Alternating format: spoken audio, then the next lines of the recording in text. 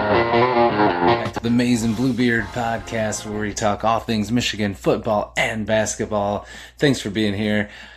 We got a lot to talk about. No transfer portal additions today, but a lot of player retention, LFG news, some movement on the portal front for some of the targets that I've talked about before, and an announcement to be made tomorrow night we'll talk all about. And finally, some linebackers that I think Michigan could be interested in and what I think about them. So let's get into today's video. All right, so again, no transfer portal additions today. First time in a while. It gets so hard. I'm just obsessed with looking to see if they got anybody. But no additions today. They are obviously working on things behind the scenes. We'll see what happens. But again, a reminder for anybody that worries about the portal, like, why aren't we doing anything? The portal's going to close. The window's going to close. Remember that the window is for student athletes to go into the portal. So once that closes, they can no longer go in, but they can still be in the portal. They can get signed whenever, at any time. That doesn't matter. Now, clearly, Michigan would want to get them in as soon as possible so they could be here for classes, not get a late start into the semester, cause any problems with that, to be here for any football and team activities that take place, all of that stuff. So they want to get them in as soon as possible. But if they haven't signed someone by the time the portal closes, don't worry. They can still sign a lot of people. And I read somewhere that Coach Kyle Whittingham said that Michigan is planning to have a lot more portal signings. So they're working on things. They're looking at people. So I would not be concerned. They're going to add some more pieces. Who and what, we don't know, but they're definitely gonna, even though they've already done an awesome job so far, and I love all the additions. So no portal additions to talk about, but we do have a lot of retention news that came out today, a lot of LFGs, some of them expected, but still good to see, and a couple that were really exciting to see that just confirmed they're gonna be back, like, yes. So let's talk about all of those. First, both of our tight ends that are excellent, that I was hoping and assuming would be back, did announce they would be back. Zach Marshall, Hogan Hansen, they're coming back. That's fantastic, especially with J.J. Buchanan, our awesome portal get from Utah, being more of a receiver. Having Zach Marshall and Hogan Hansen is huge. So just dynamic. This offense is going to be so fun. I cannot wait. But they're both coming back. And then on the defensive line, we got a lot of LFGs of people coming back. We had Nate Marshall is coming back. He flashed last year as a freshman. I'm really excited to see what he can do. He's one of those players that I think is going to take a big step. I'm excited about Dominic Nichols, another highly recruited edge rusher that I think is going to take a step. Could be a beast. Excited about him to be part of the rotation. He's coming back. And then, of course, the big one on the defensive line, Trey Pierce, confirmed he will be back. His brother Christian Pierce is a linebacker here now, and having him back is amazing. As far as you look at talent and returning players, for sure in there, he is our best defensive tackle. He's a beast. He's a big dude, eats up some space, plays hard. I really like him a lot, and I think with this coaching staff, he could have a special year next year. So that was exciting to hear that. And then, of course, a linebacker that I think is a stud and people just are writing off, and that is Nathaniel Asu Boateng. He announced his LFG intent to return, and he was only a freshman last year, but he flashed at times. He got a lot of reps, and he is an athlete, dynamic, a high recruit. Like, he could take off this year. And Troy Bowles, I think, is going to be awesome. And then we've got a lot of depth pieces. So hopefully Michigan just adds another linebacker, like a linebacker that you can look at and be like, oh yeah, they're really good. They're a main guy. And then these other pieces all of a sudden add to that, and it's like, whoo, we're looking good. Same with the defensive line. I really like what we have at defensive tackle with Pierce. And Valerejo coming in, the freshman, he looks like he's going to be a stud. Carter Meadows on the edge coming in, he's going to be a stud. Then, of course, we got Cameron Brandt. We've got We got Cameron Brandt, John Henry Daly. We've got, like I said, Carter Meadows, Nate Marshall, Dominic Nichols. But we add another edge, maybe the guy from Hope, and then maybe another bigger name one, and we're looking really good. Uh, Same with defensive tackle. For sure now, Jonah Liea is coming, so we don't have to worry anymore. You have him. You have Trey Pierce. You've got a lot of second-year guys that could take a step. David Pepe, and some other people that I mentioned in my roster breakdown video. Valerejo, freshman coming in. Same with linebacker, a lot of youth, a lot of depth, but we just need a couple dogs that we can get in there and be like, oh yes. And speaking of roster retention, we got one that was amazing to hear, and that is Rod Moore is coming back. His LFG went out. He's got a 6-year for his medical red shirt, and he's hoping to have a full healthy year. Man, that would be huge for this defense. He's an amazing player, and it's been such a bummer to see him not be able to get consistent reps because of injuries. So I'd love to see him on his final ride have an amazing year. So that was awesome. Another awesome LFG was Shamari Earls, committed, stated that he is coming back. LFG, let's go. I love Shamari Earls, and I'm excited for him to get some more playing time and to get coached up by the staff. There was some concern after getting Smith Stoden and some of the other pickups that maybe he would enter the transfer portal, but he's not. He's coming back, and he is going to be something special, I think. So pumped to have Shamari Earls next year. LFG, Team 147, baby. No LFG yet for this next player, but everything's trending and sounds like he's coming back. I've seen some graphics that say he's returning, but until I see that LFG from Michigan or see something specific from like, one of the big insiders, and when you see this, that might already be out, but that would be, Etta. It's looking really good like he's coming back. All reports say that he is, and that would be huge because now if you have him and Pierce on that interior defensive line, and then you have everyone else I already talked about, that's looking really good. And if Michigan adds another guy or two, like right now as is, sure there's some unproven, but there's some guys that I'm really excited about, especially with this coaching staff. So even as is right now, I think the defense could be solid. But yes, they are going to add some more pieces, and then we're going to feel even better about it. So that was pretty exciting. All of that came out. And it's great to see them committed and pumped and excited to be coming back next year with this coaching staff. So let's talk about some of the portal targets.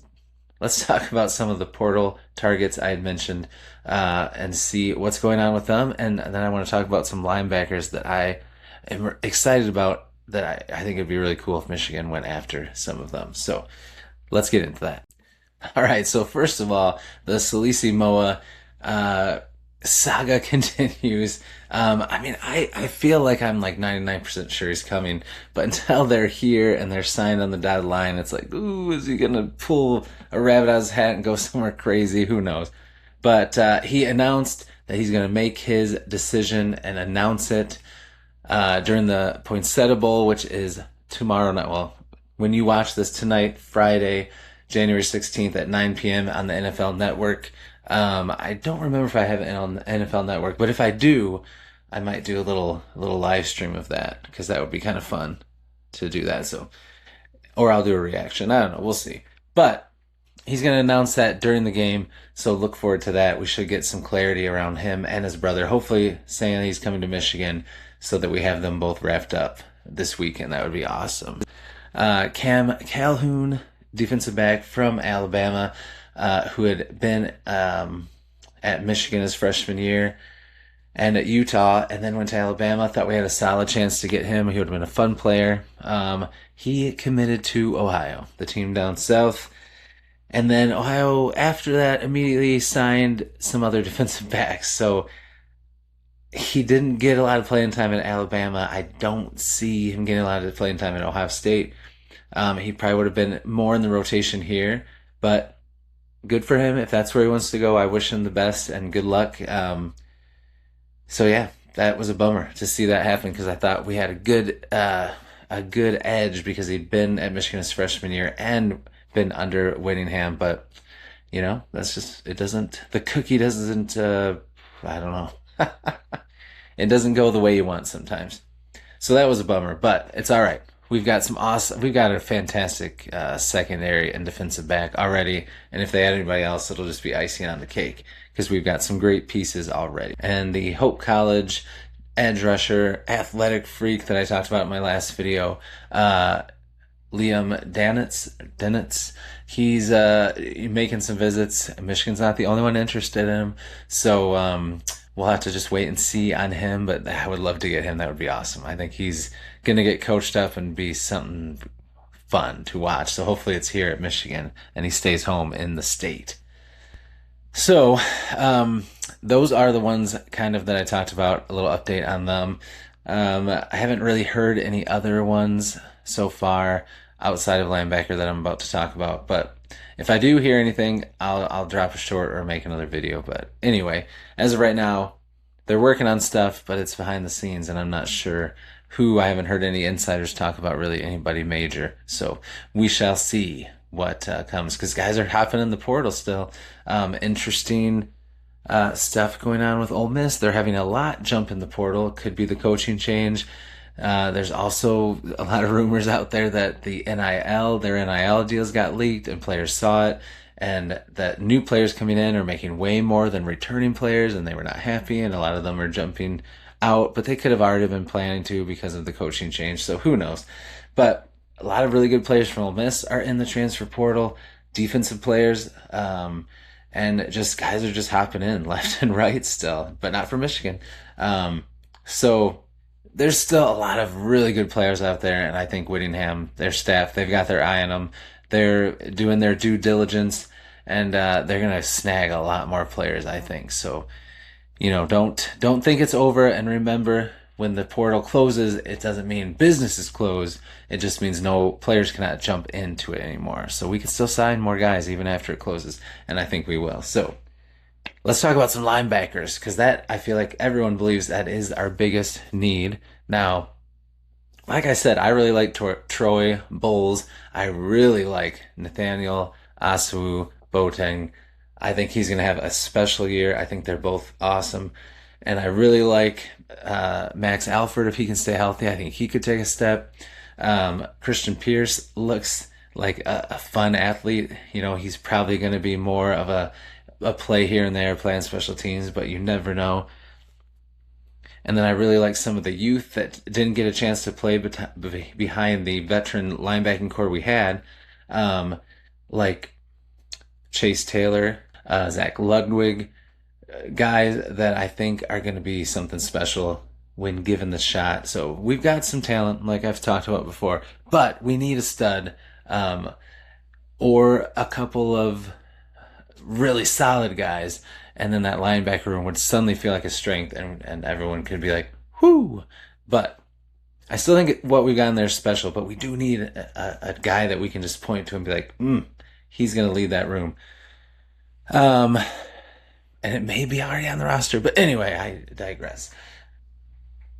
So there's 3 linebackers that people are talking about Michigan should be talking to and looking at, and there might be some things going on behind the scenes. First of all is one that is very interesting from Ole Miss, a incredibly talented, dynamic linebacker, very good athlete, and that is T.J. Duttery.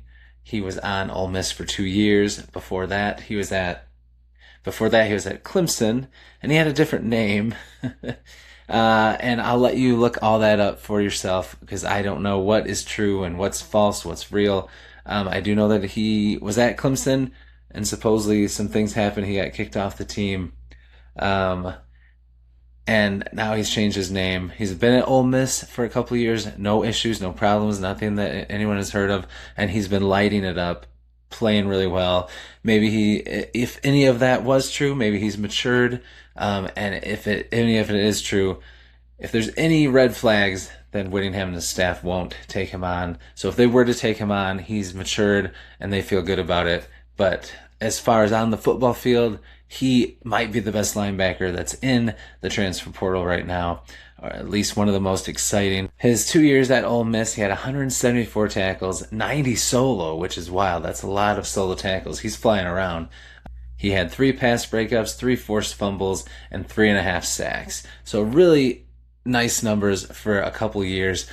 He's been solid. He's a fun player to watch. I would love if Michigan got him, but of course only if all that extracurricular stuff is either blown out of proportion or it's in the rearview mirror for good. But as far as football talent goes, he is incredible, and he would make this defense dynamic, and he would turn that linebacker room into a strength for sure. And then another linebacker that I really like that maybe isn't quite as dynamic and high profile, but still very solid and definitely would raise the talent level in the linebacker room. Someone who is a little bit younger and has been, very productive, from North Carolina. Mekhi, I'm not sure if it's Bayer, it's GB, and then the rest of his name.